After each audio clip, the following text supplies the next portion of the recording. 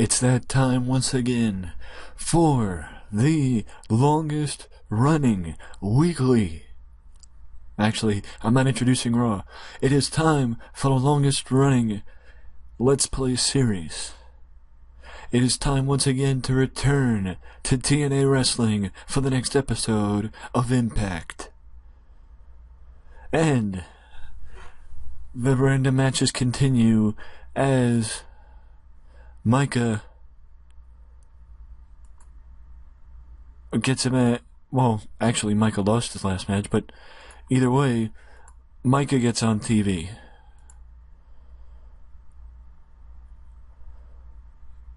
Tigre Uno. Jason Paul, Jesse Goddard and Shad. Eli Drake versus Rocky Santiago. I have become somewhat infatuated in my personal seasons with putting the lower mid-carders on the regular shows, so you're going to be seeing that a lot more here in TNA. Matches like Santiago versus Drake and other lower mid-carders in action. And also, Brooke Tessmacher versus Shaul Guerrero. And right after that, Homicide versus Lashley. Homicide and Lashley competed, just to give a little bit of a context, Homicide and Lashley competed at the last One Night Only, TNA One Night Only Legacy, in a 6-man tag team match, or an 8-man tag rather, where Drew Galloway, Lashley, and the Motor City Machine Guns went up against Lance Hoyt, Harry Smith, Jesse Goddard, and Homicide, and the heels won.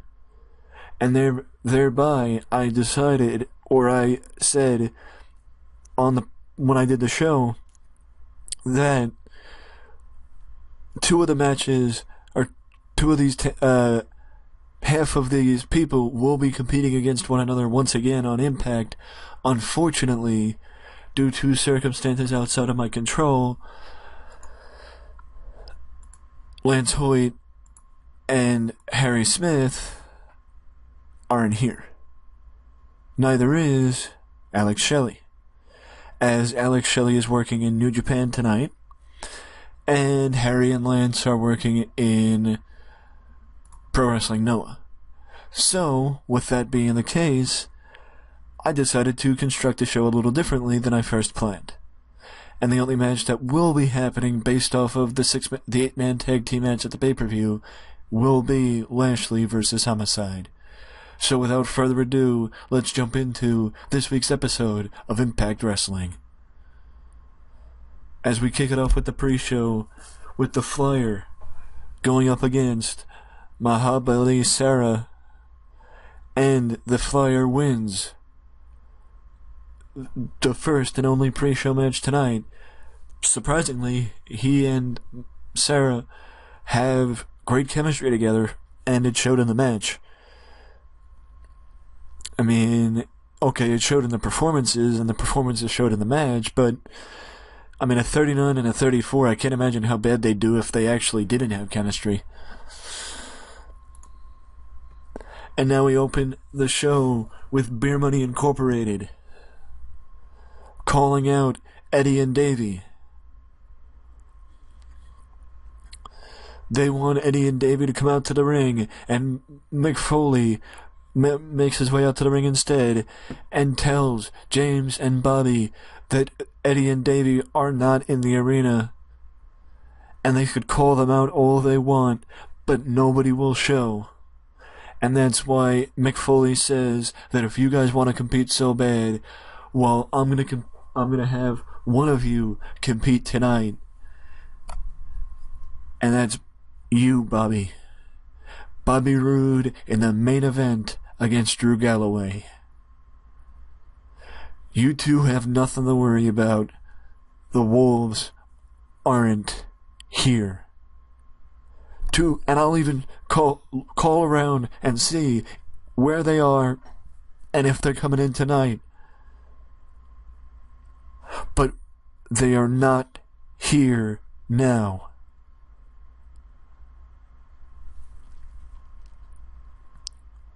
I know they pissed you off after beating you up back at Legacy, but you'll get your chance to get them in the ring, just not tonight. And now we move to the first match as Jesse Goddard goes up against Shad. And actually, I'm surprised to see Jesse Goddard get the victory over the big bad Shad Gaspard. The reason why I let Shad and JTG both compete singly in singles tonight is partially because neither one of them are competing that much. But if you remember recently, Jason Paul actually beat Kyle O'Reilly in the build-up to Kyle's match against Tigre Uno at the One Night Only event. So instead of making the X Division title match at the pay-per-view a triple threat match, I chose to give Jason Paul a title match following the pay-per-view.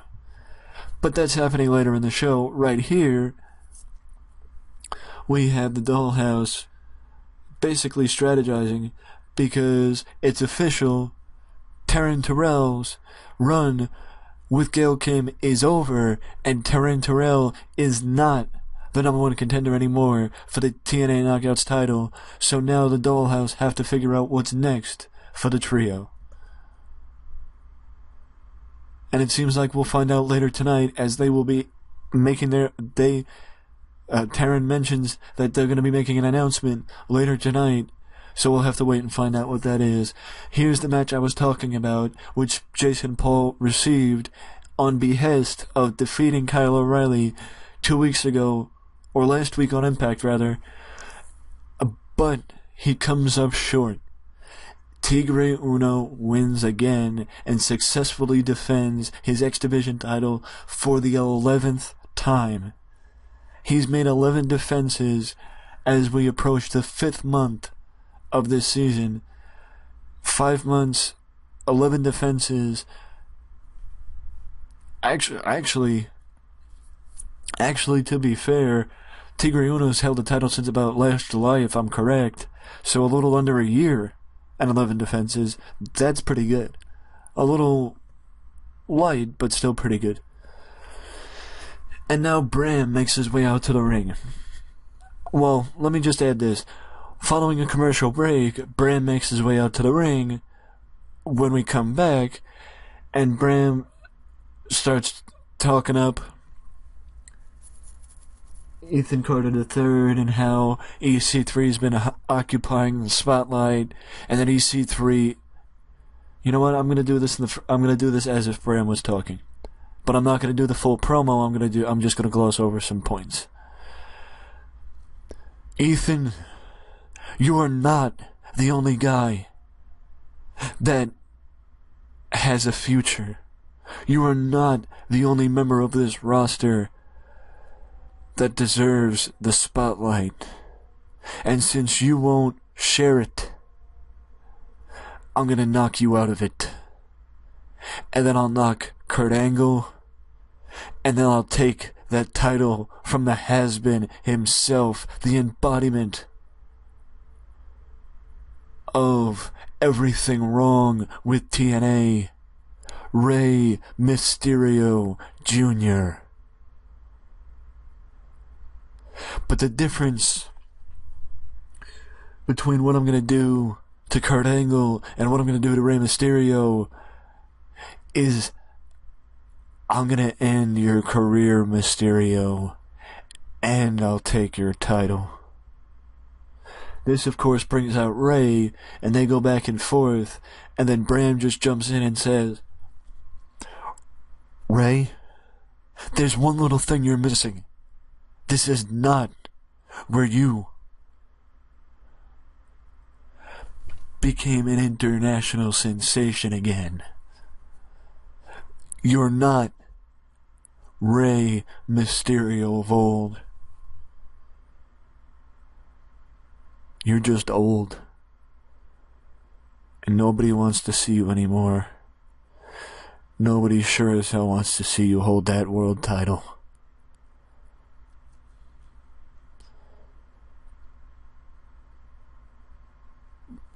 lay it down in the middle of this ring. Leave it for me.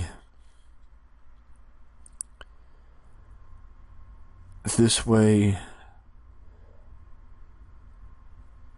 you can walk. This way, you can still walk and end your career on your own volition. You know what, Bram? That's the problem with this generation. Empty promises, and they're too afraid to act.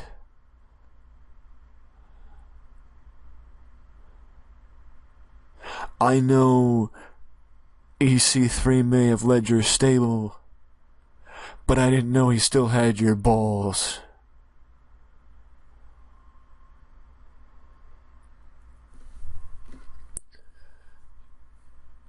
Well, this makes Bram start walking up the stage, and this is when security makes their way out to the ring, to ringside, to prevent any physicality from ensuing between Bram and Rey Mysterio. And all you hear is Bram yelling, "You're gonna regret it, Rey. You're gonna regret it. I'm gonna end your career." And then we're gonna move on.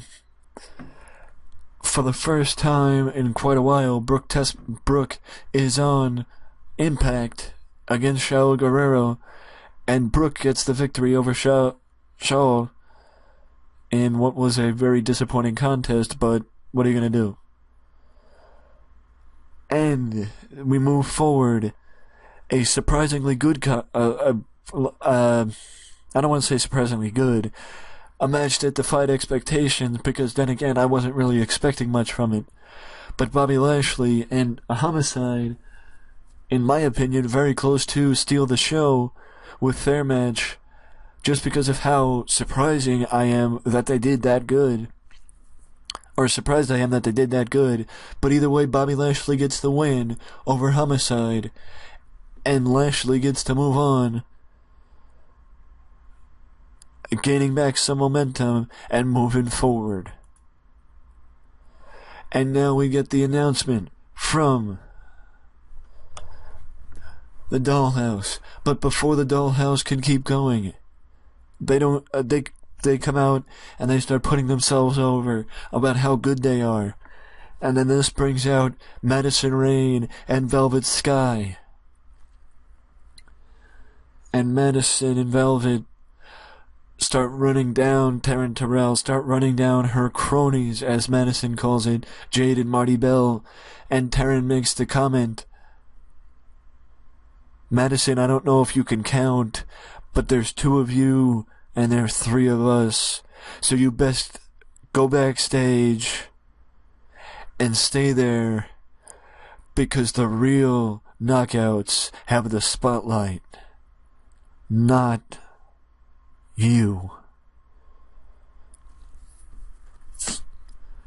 And all Velvet jumps in and says, "Don't you worry. We have a third person. But we're not out here to challenge you yet. We're out here to let you know you aren't as good as you think you are. And you aren't the first trio to believe that they're dominating this company. And maybe we just have to knock the sense into you that you're not."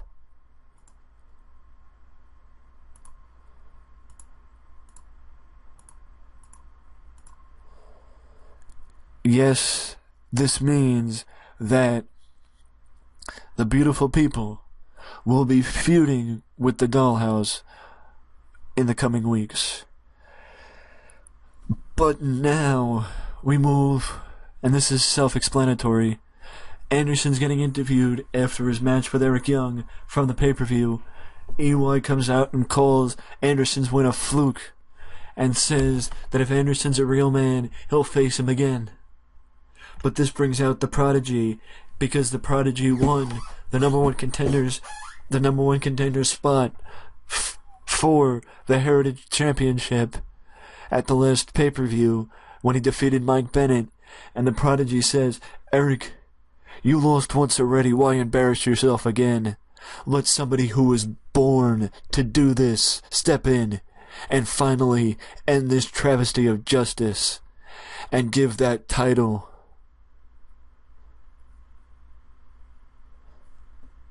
not just some class, but some good heritage.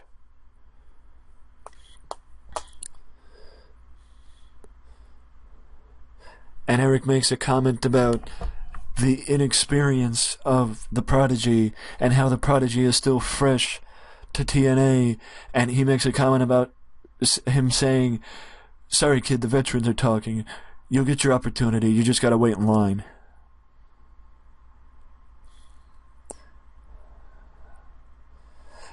And Anderson says, "I'm a fighting champion. I don't care if it's you. I don't care if it's you. This title is staying with me." And now we move forward with Eli Drake going up against Rocky Santiago. And Rocky Santiago and Eli Drake do not fail to disappoint with a 31 final rating. I mean, I guess I couldn't have expected better from them, but maybe I kinda did. So, but once again, like I said, wins and losses do matter with me, and this win could go a long way of getting Eli a little bit more TV time on Impact, not just on Explosion. Don't get alarmed, there's no feud yet between Kurt Angle and the Prodigy. This is just a highlight package that I would have play of One Night Only Legacy, because last Sunday was the most recent One Night Only event, entitled One Night Only Legacy. And that was because the main event of One Night Only Legacy saw Kurt Angle go up against Rey Mysterio Jr. for the TNA World Heavyweight title, and Rey won the belt. So, I mean, if you want to see it, I'll leave a link to the video in the description. So, go check that out. But as this show continues, Eric Young comes down to compete, but Josh Matthews and Pope are joined at ringside by the Prodigy, who watches EY's match against Micah, and that's why there may be a little bit more interest in the post-match heated confrontation than there was in the match. Not saying that Micah's not good, it's just you could see what was coming. And you could feel the tension, not at an all-time high, but tension developing between EY and the Prodigy, as both men want their opportunity at Mr. Anderson's TNA Heritage Championship. And now we head backstage as JB is standing by with Jeff Hardy. And JB asks Hardy about what happened at One Night Only Legacy, as they flash back and show Jeff Hardy's match against Ethan Carter III. And during the match, footage popped up from the 6-man tag team match 2 months ago between the Hardy Boys, James Storm, Ethan Carter III, Bram, and Rob Echoes, which Matt Hardy was pinned in, and that went on to be the final time we saw Matt Hardy in TNA thus far, as Matt Hardy has downright disappeared. So JV asks about what happened last night, or Sunday night, and if Matt has gotten contact with his brother since One Night Only Sacrifice. And Jeff says, JB, I don't know what happened at the pay-per-view. Somebody played that match for a reason. And yes, I did come up short, but somebody played the match for a reason. I don't know why, but somebody did, and I'm going to find out why. As for my brother, no, I haven't heard from Matt since Sacrifice. And you know what? I am getting kind of worried. Because there's one thing that me and my brother have in common, is that we both still, even after all these years, love professional wrestling as much as we did when we were kids. and Matt hasn't been seen on TNA Impact since Sacrifice. So, JB, I don't know where my brother is. But what I can tell you is this. I'm gonna find him.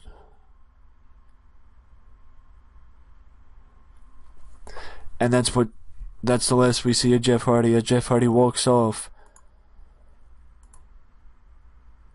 And then we move to the main event as Bobby Roode goes up against Drew Galloway. And Drew Galloway gets disqualified once the Wolves, yes, the Wolves, interfere in the match and attack Bobby Roode. Yes, I know Mick Foley said that the Wolves were not in the arena. They weren't.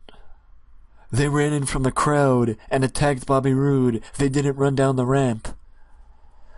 But they get to beat down.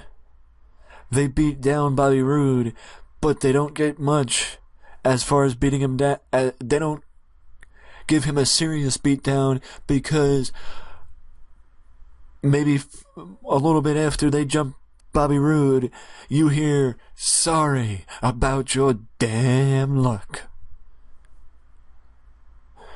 And James Storm runs in and saves his tag team partner as the Wolves scramble to get back over the railing and escape through Huff Hall out into the night. But a stare down ensues between the Wolves and James Storm as James points at the Wolves, and all the Wolves are doing is hovering their hands around their waist, saying they want their belts back. And you hear Storm scream, you ain't gonna get these belts, but you're sure as hell gonna get an ass kicking.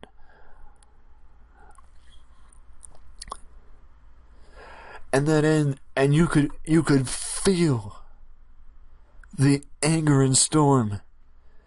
And you could see how proud the Wolves are of themselves, that they,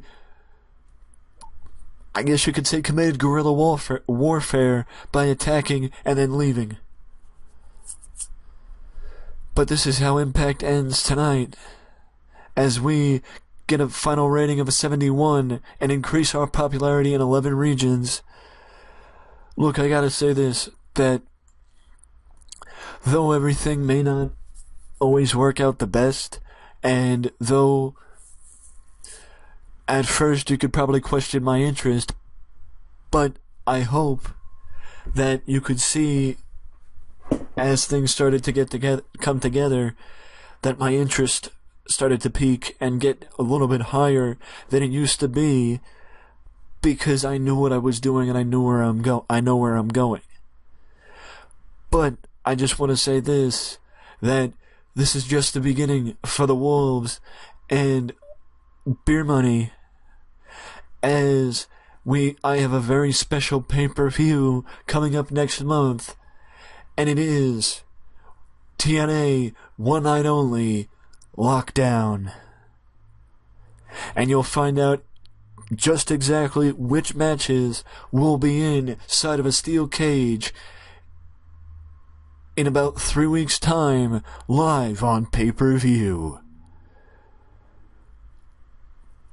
But for right now, I just want to say this. I thank you all for the continued support. And as always, I want to hear from you to let me know what you think of this series thus far, and where you think I should go with certain talent, and what matches you would like to see in 3 weeks' time on pay-per-view at Lockdown. But if you don't want to leave a comment, you can always leave a like to support the series, or subscribe to the channel for more content just like this that you can only find right here at Wrestling Express. Till next time. Later.